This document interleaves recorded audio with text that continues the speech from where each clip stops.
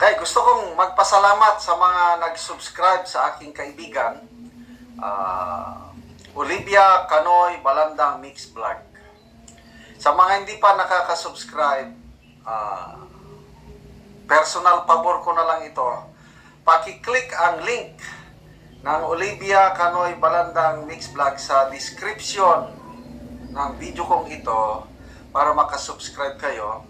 Asawa siya ng isang retired na sundalo na nakasama ko ng matagal na panahon dito sa Mindanao noong nasa active service pa kami. Hello po, good evening. Welcome back to my YouTube channel, Olivia Canoy Balandang Mix Vlog. Mamaya no, may ipakita akong video sa isang kaibigan ko dito no, kanang neighbor namin, tapos Christian din, nasa pinaglamayan siya ngayon no. Yan ang misteryo sa ating buhay no. Ngayon andito pa tayo, bukas makalawa wala na no. Kaya nga lahat sa atin no, nangangailangan tayo ng Panginoon kasi po hindi natin alam ang maging bukas natin no. Walang nakakaalam talaga, siya lang talaga, si Lord lang. Kaya nga yung hindi pa nakatanggap kay Jesus Christ as their personal Savior, tatanggapin na natin kasi po alam ko po na halos lahat nakakaalam na no, na si Jesus ay isinilang no. Jesus na tao, tapos nag-ministry siya dito noong kapanahunan niya no. Nag-ministry siya tapos hanggang sa namatay siya. At ito ay nakasulat na sa sa huli, wala pang Bible noon no, nakasulat na sa Isaiah no, na isilang talaga ang maging savior natin no. Pero may pero kasi po sa kanyang pagpunta dito sa mundo natin, hindi lahat nagkaroon ng kaligtasan kasi po sabi niya kung sa John 3:16, for God so loved the world that he gave his only begotten son, and whosoever believes in him shall not perish but have an everlasting life. So sa kanyang pagpunta sa sanglibutan na ito, hindi lahat no nagkaroon ng kaligtasan. Alam niyo po ba? Kasi po yun lang tumatanggap sa kanya, yun lang ang nagkaroon ng kaligtasan. So hindi lahat nagkaroon ng kaligtasan dahil po meron ding hindi tumatanggap, hindi ina-accept no si Jesus Christ. So kailangan nating i-accept si Jesus Christ as our personal Savior kasi po hindi natin alam no, bigla na lang na mawala sa mundong ito no. Kaya nga i-prepare natin ang ating sarili no, kahit tayo dito, nagkaroon tayo ng buhay dito sa mundo, nagkaroon tayo ng pamilya, nagkaroon tayo ng kung ano-ano dito sa mundong ito. Ang ating sisiguraduhin na prepare tayo always no. Kahit ganito kahit nag-vlog ako, tumutulong kung may maitulong, patuloy ang buhay kasi po hindi natin alam no kung kailan darating si Jesus Christ. So, magawa tayo ng mabuti, no? Hindi na magawa tayo ng mabuti para maligtas tayo, no? Hindi. Maggawa tayo ng mabuti dahil ligtas na tayo. Tinanggap natin si Jesus Christ as our personal Savior. No, kung sino yung hindi pa nakatanggap, tanggapin ninyo ngayon, no? Hindi na bukas, ngayon na talaga, no? Kasi po, kung minsan, iniisip ko, life is short, no? Itong namatay dito sa neighbor namin, talagang kakilala ko kasi po magkita kami dito sa harap ng bahay ko, mag-uusap kami, wala siyang sakit, no? Tapos nagkaroon sila ng kasiyahan with their families, no? May mga dumating na mga abroad na kapatid niya. Pumunta sila sa lugar sa Surigao del Sur. Kasi po maraming mga tourist spot doon sa Surigao Sur. Lalo na yung na disgrasyahan nila, no? Pumunta sila sa lugar, hindi ko lang sabihin yung lugar.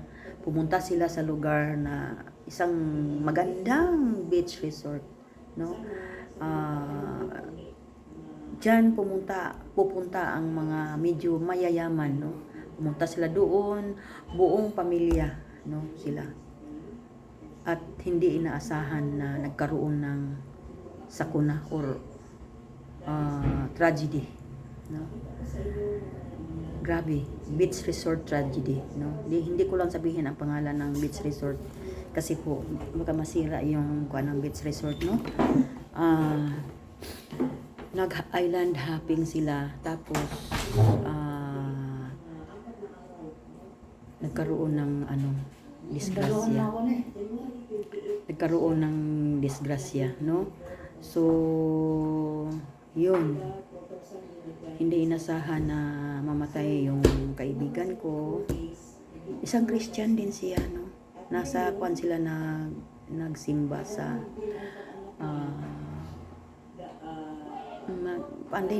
baptist ata, no? Maraming baptist pero hindi ko alam kung anong klaseng baptist yung simbahan nila. Mabait silang pamilya. So, hindi ko din sabihin ang pangalan nila para sa nila, no? Privacy, no? So, yun. Hindi natin alam. Kasi po yung kaibigan ko, sabi wala yung maintenance, walang sakit talaga. So, nadisgrasya yung pambot na sinakyan nila, no? Sa island hopping. Yung resort na yan, maraming nag-island hopping, yung makasakay ng bangka, pambot, tapos magsuroy-suroy sa mga naked island kasi kung maghunas may mga island na lilitaw. So maganda talaga, no? Tapos medyo malayo siya galing sa beach. Malayo-layo siya at hindi inaasahan na may malaking mga alon, no? Nung nasa beach pa sila, malinaw ang dagat. Nung pagdating nila doon sa medyo doon na kung sa baga sa Bisaya, doon na sa laod. Sa laod na sila. At naka-open sea, malalakas pala ang alon. So, iwan ko po ba, hindi ko nakuha talaga ang istorya talaga sa kuan. Kung buong pamilya sila, buong angkan, sigurado ako na maraming bangka ang ginamit nila, no? Ang nirentahan nila at nang hindi naasahan na yung bangka na sinakyan ng friend ko, yun ang kumbaga sa Bisaya pa nakulog. Yung dahil sa lakas ng alon na kuan siya, na nakulog siya, no? Yung parang nabaligtad, no? Kaya nga marami sila, no? May mga apo siyang dala-dala, mga anak, marami. Pero kahit kuwan, hindi, kaya siguro ilagay ko lang na marami sila, 4 na bangka ba, 5, hindi naman magkalapit yan, no? Hindi man magkaduol yan, malayo, layo yung ibang pambot, layo yung ibang pambot. So kung kuhan mo, i-picturize mo, sila lang ang nandoon sa lugar na ano, no, na disgrasyahan. So matagal pa nakarating siguro ang iba, ganyan siguro ba. So sa istorya, pagkakulog ng bangka, nakakapit yung friend ko, no.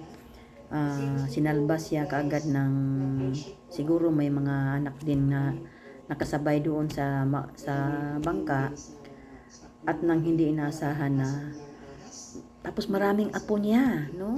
Mabuti na lang nakaligtas yung iba, nakakapit na sa katig, yung katig ba, yung katig ng bangka, nakakapit ang mga apo, mga anak. Tapos may isa na apo niya na hindi lumitaw, doon pala sa ilalim.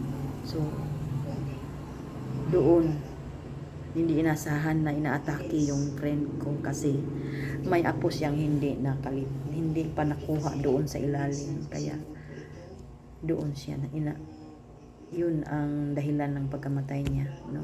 Hindi sa nalunod sila, hindi nataranta siya dahil may apo siya na hindi nakalabas. So yan ang buhay, no. Kaya sa lahat ng mga subscribers, viewers, at hindi pa nakatanggap kay Jesus Christ as our personal Savior, tanggapin na natin. Nasaan man kayo ngayon, andun kayo sa labas ng bansa, o kung saan kayo naghahanap buhay, kahit naghanap buhay tayo para sa pamilya natin, dalhin natin ang yung kaligtasan natin kay Jesus Christ, no.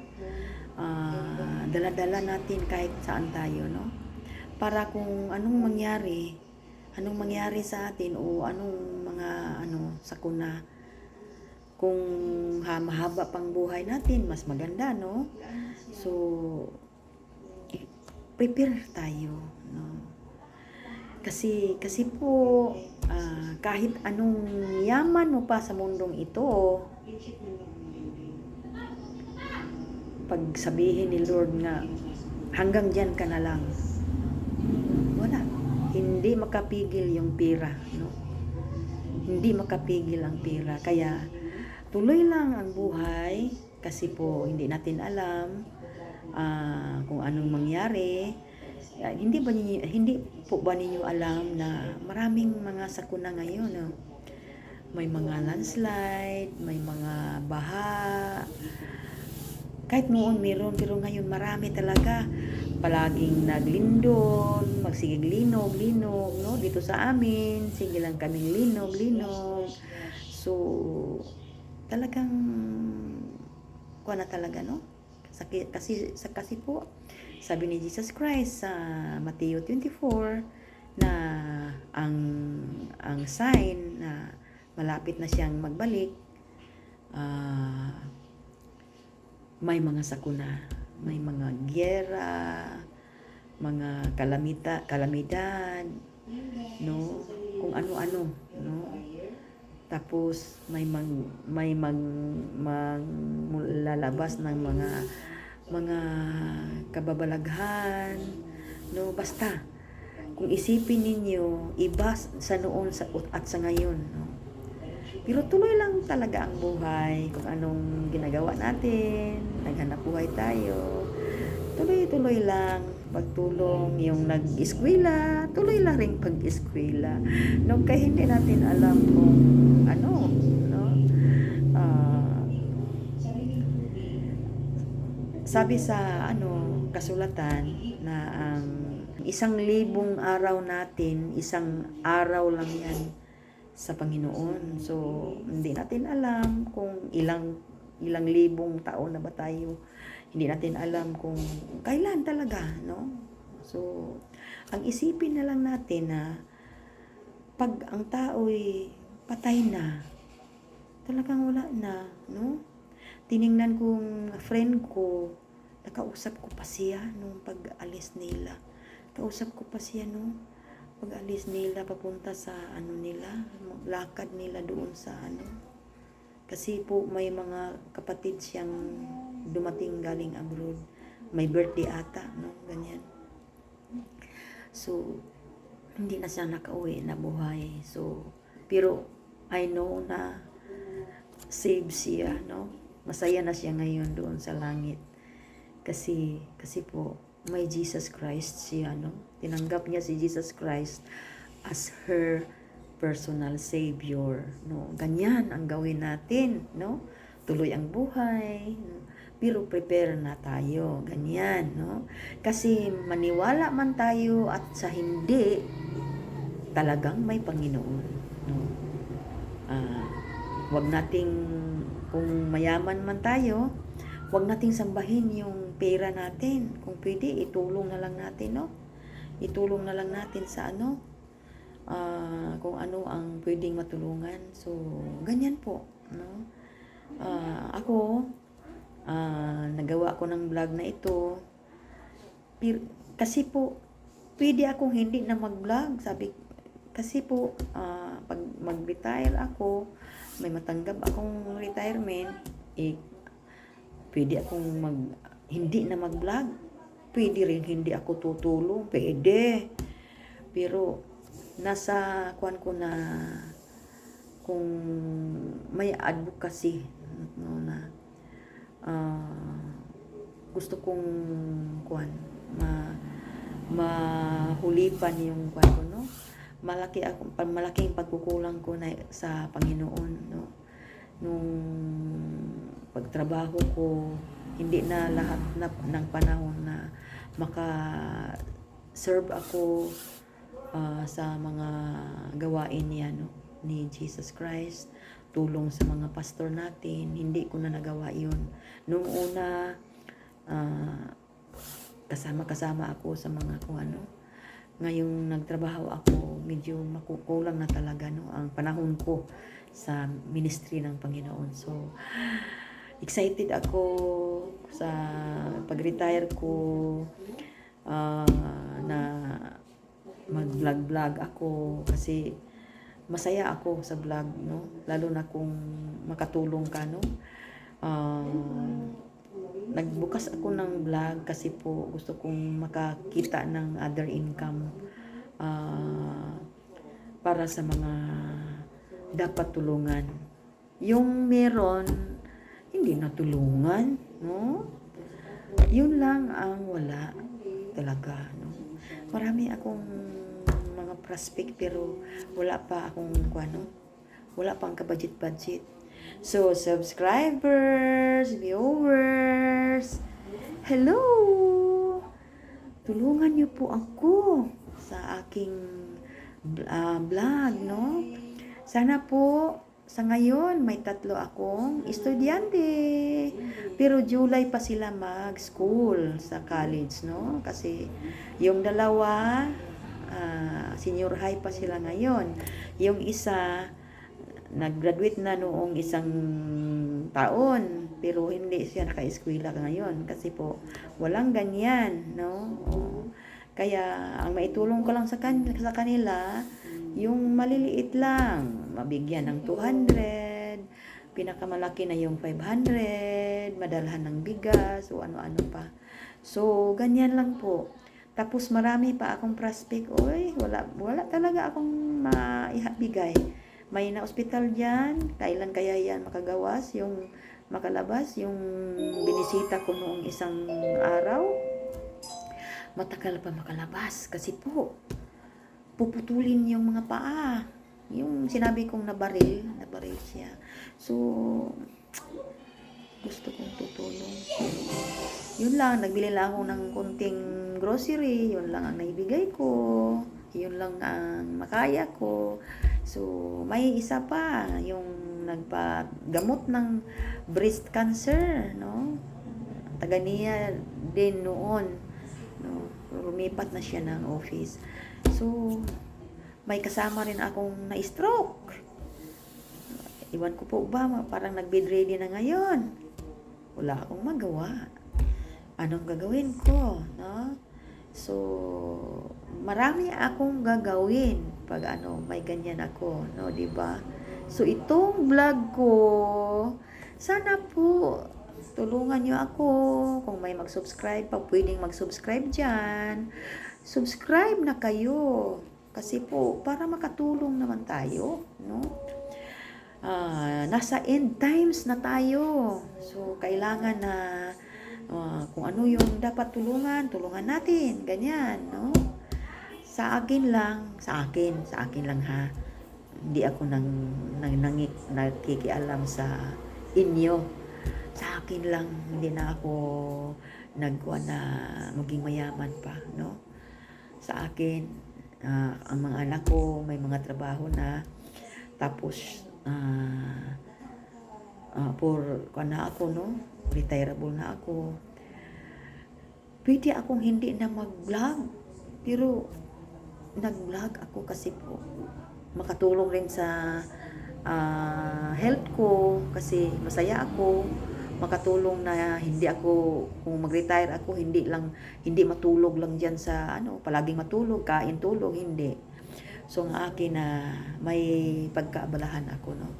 Makasama na ako sa mga children's feeding, mga feeding, mga ministry nila ni pastor at pastora, kung saan, yan.